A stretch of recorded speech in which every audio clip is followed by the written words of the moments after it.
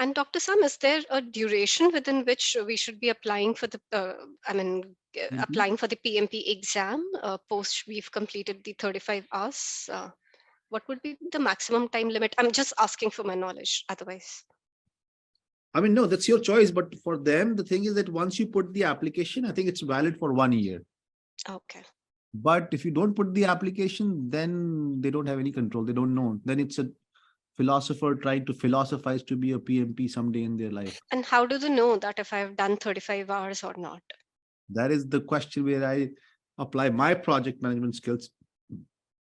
When you will fill your application, you will write, I went to Sam and did my PMP 35 hours. Okay, okay, And they have actually approved some of the vendors to provide that. And some of the vendors like me don't care much because nowadays, if you attach too much yourself with PMP, then the agile world doesn't like you.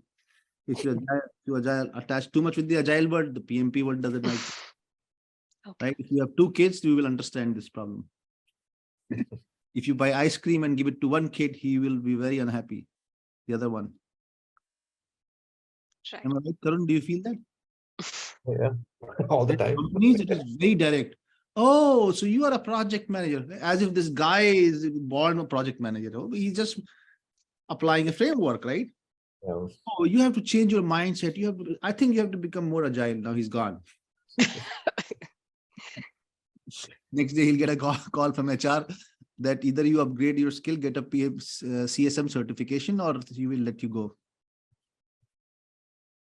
Companies are very political.